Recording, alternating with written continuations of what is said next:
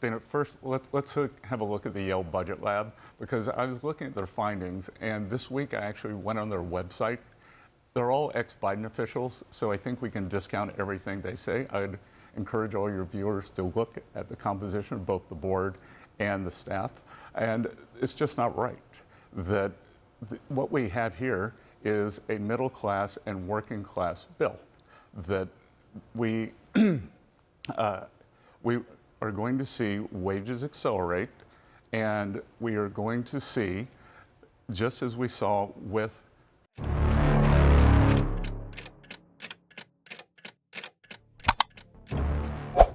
Certaines inflexions institutionnelles ne sont pas annoncées par des discours, mais se manifestent par la rupture de normes précédemment célébrées. En décembre 2025, sans aucune déclaration publique, les autorités commerciales chinoises ont entamé une série de reculs administratifs sur des engagements qui avaient été soulignés quelques jours auparavant par de hauts représentants du gouvernement américain. Ce geste, bien que non officiel, a été remarqué par les opérateurs logistiques, les dédouaneurs et les observateurs multilatéraux. Ce qui a attiré l'attention, ce n'est pas l'annonce d'une nouvelle barrière, mais l'absence de confirmation pratique d'un accord qui jusqu'alors était considéré comme un signe de réalignement stratégique entre les deux plus grandes économies mondiales. L'impact de cet épisode ne s'est pas limité à ce qui s'est passé dans les salles techniques. Il a ouvert la voie à un nouveau cycle d'incertitude dans les secteurs où la prévisibilité institutionnelle est importante. Les intrants critiques, les exportations agricoles et l'octroi de licences pour les matériaux à double usage. La dissonance entre le discours tenu par Washington et la conduite adoptée à Pékin est devenue évidente lorsque les effets escomptés de l'accord ne se sont pas concrétisés. Il avait été dit que la Chine augmenterait ses importations de soja américain, suspendrait les contrôles sur les éléments de terres rares et faciliterait les licences d'exportation pour les intrants industriels. Cependant, les données opérationnelles ont montré des volumes d'achat bien inférieurs à ceux promis, tandis que les cadres réglementaires chinois sont restés inchangés. Il ne s'agissait pas d'une violation explicite de l'accord, aucun document officiel n'avait été publié, mais d'un refus implicite de confirmer les termes conclus publiquement par le gouvernement américain.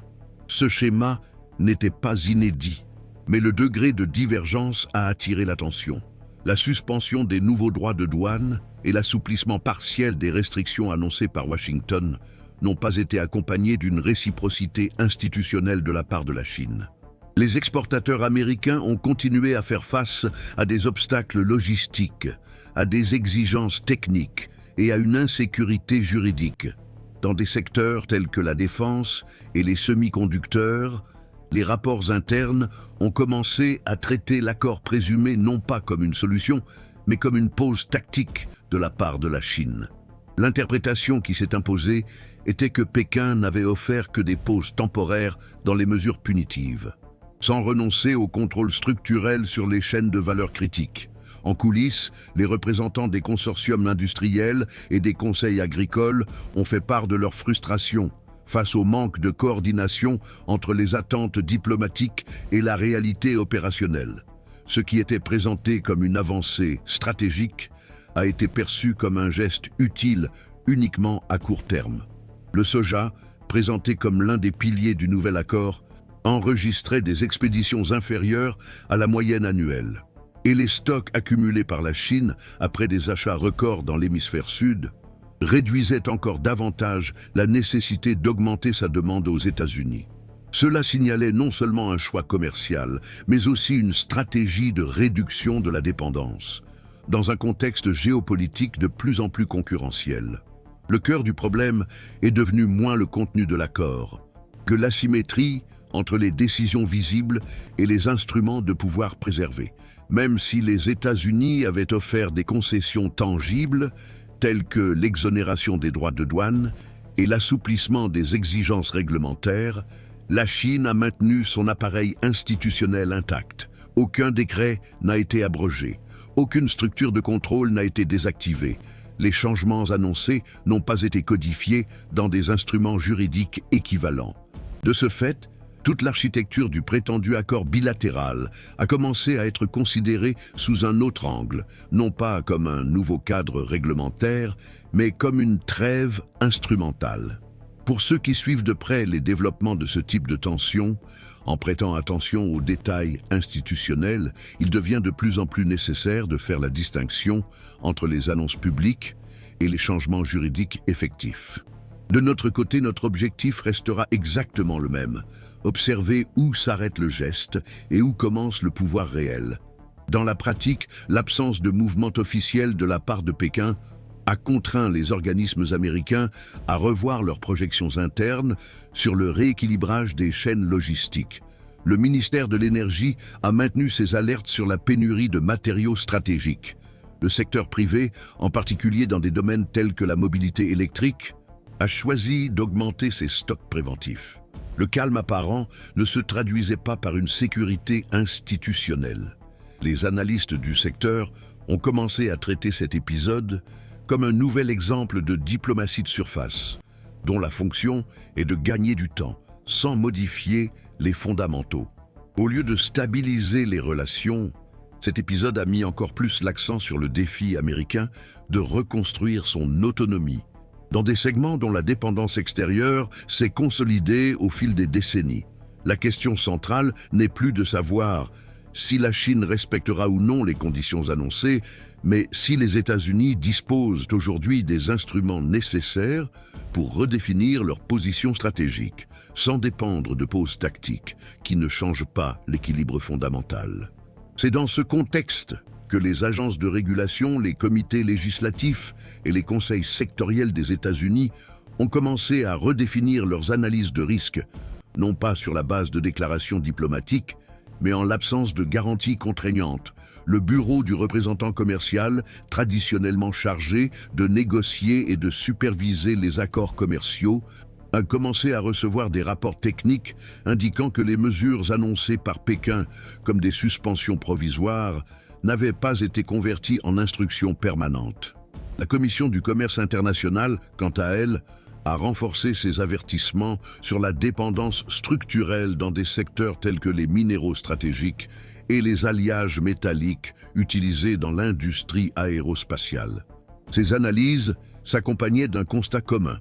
Même lorsque la Chine fait des déclarations d'assouplissement, l'absence de réglementation claire permet de reprendre le contrôle des flux d'exportation sans préavis. À partir de là, le débat interne aux États-Unis s'est étendu au-delà de la dimension commerciale. Le comité du renseignement du Sénat a convoqué à titre confidentiel des techniciens du ministère de la Défense et du ministère de l'Énergie pour discuter des impacts des fluctuations réglementaires sur l'approvisionnement en éléments critiques. L'accent n'était pas seulement mis sur l'approvisionnement, mais aussi sur la capacité des États-Unis à anticiper les changements unilatéraux susceptibles de compromettre les chaînes de production. Cette convergence aide à comprendre pourquoi l'accord supposé, largement célébré quelques semaines auparavant, n'a plus été mentionné avec enthousiasme dans les dernières communications institutionnelles du gouvernement. Dans le même temps, le département de l'agriculture observait le comportement des marchés à terme, où l'anticipation d'achats importants de soja par la Chine avait généré des mouvements spéculatifs qui semblaient désormais incompatibles avec les données réelles d'expédition. Des rapports internes indiquaient que les volumes achetés par Pékin étaient inférieurs à ceux convenus verbalement et qu'une partie des opérations avait été menée par des intermédiaires commerciaux, sans contrat direct avec les coopératives américaines. Cela réduisait la prévisibilité et augmentait l'exposition des producteurs agricoles à des fluctuations non contrôlées par la politique intérieure. L'enjeu n'était donc pas seulement la vente d'un intrant agricole, mais aussi la crédibilité du canal de dialogue international utilisé pour garantir ce flux. Ces signaux ont commencé à se traduire par des déclarations plus prudentes de la part des agences fédérales. Le ministère du Commerce, qui avait initialement approuvé les prévisions positives de l'accord, a commencé à utiliser des expressions plus génériques, telles que progrès ponctuel et climat constructif, en évitant toute mention chiffrée. Ce langage indiquait indirectement qu'aucun indicateur ne venait étayer l'optimisme initial. Dans le secteur industriel, les associations de fabricants de semi-conducteurs, d'automobiles et d'équipements médicaux ont signalé que les obstacles réglementaires restaient en vigueur, en particulier pour l'obtention de licences pour les matériaux classés à double usage, c'est-à-dire ayant des applications civiles et militaires. La convergence entre les rapports techniques, l'hésitation du public et la prudence législative a conduit à l'activation de mécanismes internes d'atténuation des risques. Le département d'État a renoué le dialogue avec ses alliés stratégiques afin de diversifier les sources d'approvisionnement. Au Congrès, le programme de stimulation de la production nationale de matériaux critiques a été réactivé, avec de nouvelles audiences sur la nécessité de renforcer la capacité de raffinage interne. Parallèlement, le Conseil national de sécurité a commencé à suivre de plus près le rythme de reconstitution des stocks stratégiques dans les secteurs relevant de sa compétence. Sur tous ces fronts, la logique était claire: traiter cet épisode non pas comme une solution, mais comme un rappel de la vulnérabilité persistante. Cette réponse institutionnelle ne s'est pas faite de manière coordonnée, mais plutôt par le biais de réactions parallèles qui, mises bout à bout, indiquaient une perception commune que l'environnement n'avait pas changé de manière structurelle. La diplomatie commerciale avait atteint une impasse opérationnelle, sans garantie documentée, sans clause de réciprocité vérifiable et sans mécanismes efficaces de règlement des différends. Tout geste de rapprochement restait fragile. Les responsables de la politique étrangère eux-mêmes ont commencé à souligner qu'une pause dans les hostilités n'équivalait pas à une normalisation des relations commerciales. L'attention s'est alors également tournée vers les antécédents institutionnels qui ont contribué à façonner ce type de relations.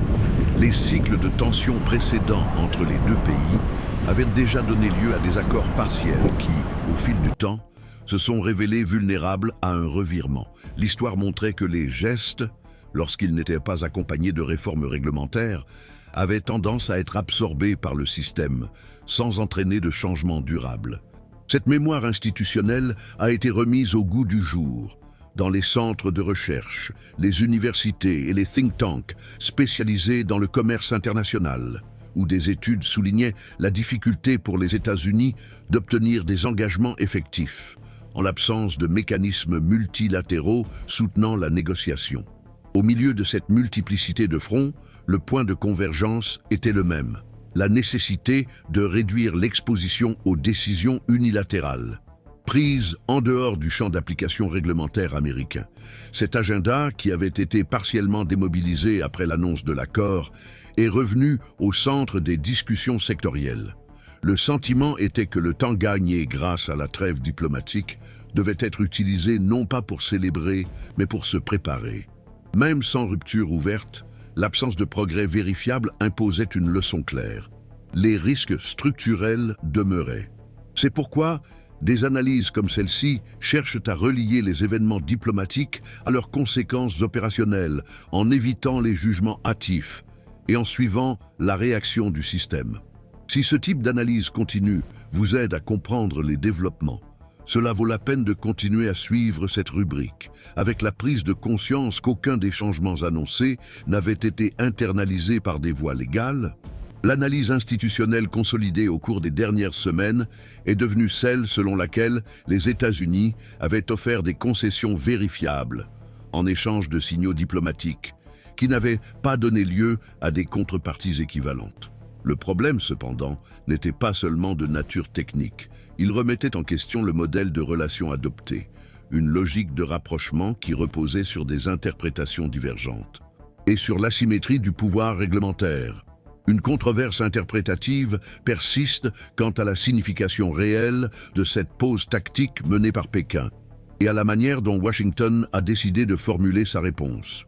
Une tendance notable parmi les experts en commerce international décrit cet épisode comme une forme d'accommodement réglementaire temporaire. Il ne se transforme pas en accord, ne produit pas d'obligations écrites, mais génère un soulagement immédiat, qui intéresse les deux parties. Selon cette interprétation, la Chine évite de retirer officiellement ses mesures, afin de maintenir le mécanisme disponible, préservant ainsi sa flexibilité et sa capacité à réagir rapidement en cas de changement du contexte politique ou économique. Ce geste n'élimine donc pas l'instrument de pression. Il le maintient simplement en suspens, ce qui réduit les tensions actuelles, sans renoncer à des leviers futurs. Du côté américain, la réaction est souvent interprétée comme une gestion du risque intérieur, la combinaison d'un allègement tarifaire temporaire et d'un signal public en faveur du dialogue offre un amortisseur aux secteurs exposés, atténuant les impacts soudains sur les coûts, les contrats et les prix à la consommation. Dans les périodes politiquement sensibles, ce type de réponse tend à être considéré comme fonctionnel. Il permet de maintenir la pression à des niveaux contrôlables, sans prendre d'engagement, qui pourrait entraver la stratégie du gouvernement ou susciter des contestations internes.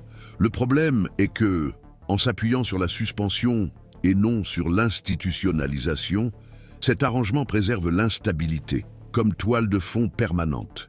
C'est pourquoi une autre partie des analystes considère ce modèle comme insuffisant, compte tenu du degré de vulnérabilité des États-Unis dans des secteurs stratégiques. Des rapports produits par des organisations telles que la RAND Corporation et le Center for Strategic and International Studies soulignent que l'absence d'engagement formel rend difficile la coordination des politiques industrielles à long terme, car elle empêche une planification cohérente et réduit la prévisibilité nécessaire pour mobiliser les investissements privés. Dans la pratique, les chaînes de production continuent de fonctionner sous un risque latent, avec la perception que des changements administratifs peuvent survenir de manière abrupte, affectant les coûts des intrants, les calendriers de production et les décisions logistiques. Même en l'absence de conflits ouverts, l'incertitude a un effet réel, car elle modifie continuellement le comportement économique et rend plus coûteuses les décisions, qui dépendent d'un horizon stable. Le débat interne aux États-Unis se déplace également vers la question institutionnelle. Certains juristes soutiennent que les accords non documentés, même s'ils produisent une utilité politique immédiate, réduisent la transparence et rendent difficile le contrôle par le Congrès, la presse et la société civile. Sans enregistrement vérifiable, il devient plus difficile d'identifier les critères, les contreparties et les responsabilités. Cette critique ne se limite pas au gouvernement actuel et souligne un dilemme structurel. Dans quelle mesure les solutions informelles peuvent-elles être normalisées en réponse à des impasses systémiques, sans affaiblir les canaux formels de négociation? Et où se situe la limite entre pragmatisme diplomatique et détérioration institutionnelle des procédures vérifiables? Ces questions restent centrales, précisément parce qu'elles touchent au fonctionnement du système, et pas seulement à l'issue de l'épisode. Du côté chinois, l'absence de déclarations officielles sur les concessions associées aux annonces de Washington est généralement interprétée comme une stratégie et non comme une omission. Les experts en politique étrangère asiatique décrivent cette méthode comme une ambiguïté calculée. Pékin préserve sa flexibilité opérationnelle en évitant les engagements publics et dans le même temps contrôle le discours afin de ne pas donner de signes de concession aux publics nationaux ou aux acteurs régionaux.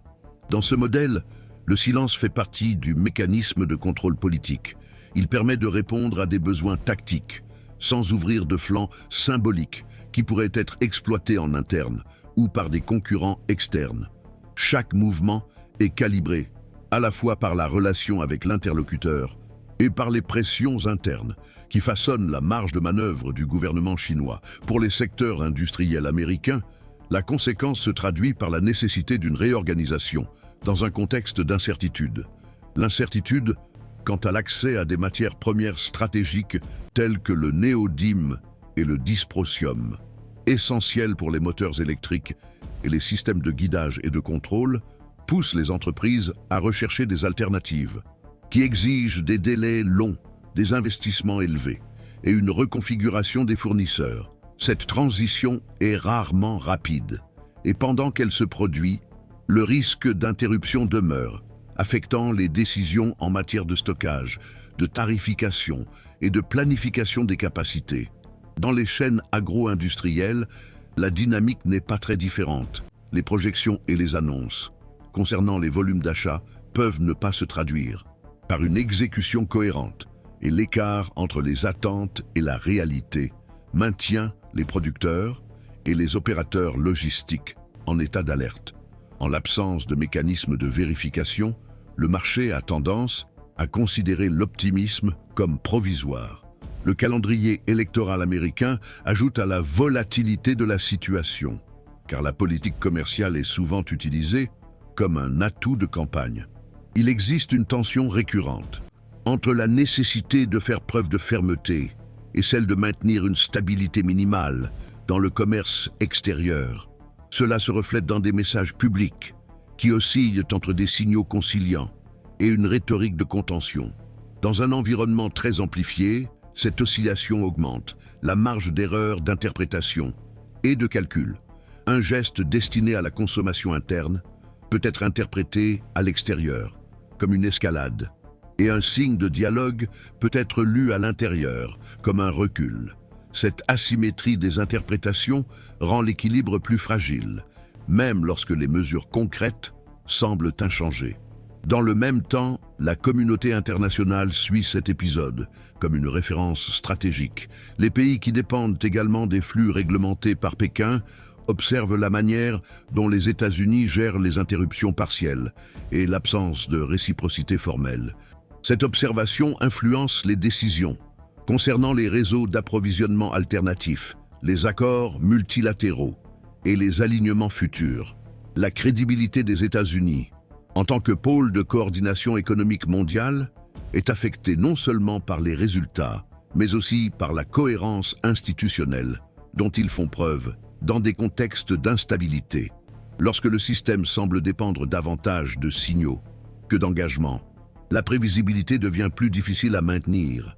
Pour l'instant, le scénario reste marqué par une contention sans résolution. Aucune des parties ne rompt ouvertement, mais toutes deux conservent des moyens de pression activables. Il n'y a pas de consensus sur la durée de cette pause, ni sur son statut juridique. L'équilibre actuel semble moins être le fruit d'une solution élaborée que le résultat d'une suspension tactique fondée sur des intérêts immédiats. Cela signifie que le risque reste inhérent au fonctionnement quotidien des chaînes de production et exige une vigilance constante et une capacité de réponse concrète au-delà de la rhétorique. C'est pourquoi les analyses de suivi restent pertinentes dans ce type de conflit. Plutôt qu'un événement unique, ce qui tend à définir l'issue est l'accumulation de décisions administratives, de changements graduels dans le comportement institutionnel et de signaux indirects qui s'additionnent au fil du temps. Si ce suivi vous aide à comprendre plus clairement comment ces couches s'organisent et comment l'instabilité se normalise, sans annonce formelle, il vaut la peine de continuer à suivre les prochains développements ici.